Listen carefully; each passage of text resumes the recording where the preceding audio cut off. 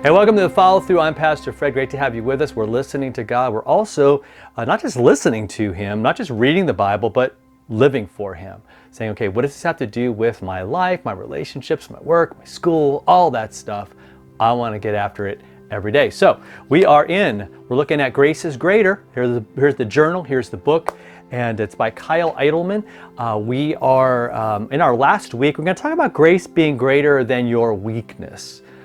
Today we're going to talk about just when we feel like just we don't have what it takes, and just disappointment and all those things that we're talking about. And today we're going to come to terms with the fact that we live in a world of stats, a world of numbers, right? It's all about how much you have, whether it's money, whether it's influence, power, popularity. What are your numbers, right? If you've got a YouTube channel, how many views do you get? How many followers do you have? Like what is that look like?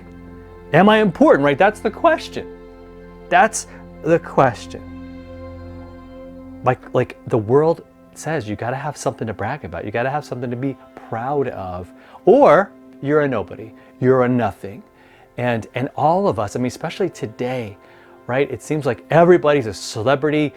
We have celebrity shows and all those things that, right? It surrounds us, and it leaves us feeling like, man, do we really matter? Jesus gives us freedom from all of that. Look at Ephesians 2, verses 8 through 10. Just beautiful passage. It says, by grace you've been saved through faith.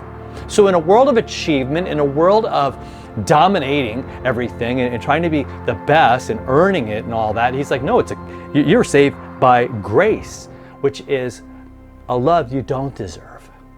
You know what I mean? It's not, we're going to see, look, it's not your own doing. It's the gift of God. It's not the result of works, in case you didn't catch the gift part. You don't earn gifts. They're given to you. And this is given to us by God so that we can't boast. Boasting is actually out of the question. Why? We're actually His workmanship. We're God's masterpieces, created in Christ Jesus to do good works. And so this grace, this forgiveness that He won for us, makes us into a new creation, as Paul says elsewhere. We're new. We're forgiven. We're loved. God has defeated death for us. He has defeated sin. We are now forgiven. We are loved by God. And so what do? Well, we do good things. We do God's kinds of things. Why? Because He prepared beforehand that we would walk in them. So we don't do them in order to be saved, but because we've been saved, because that's God's plan for us. What an awesome, awesome thing. It gets us off that treadmill of having to be strong enough and beautiful enough and popular enough and all those enoughs, right? We can say God's enough.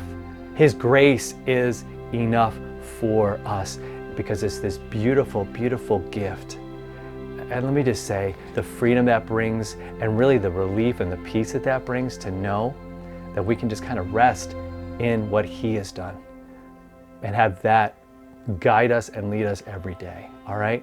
I pray that helps you, and we'll see you next time for another Follow Through.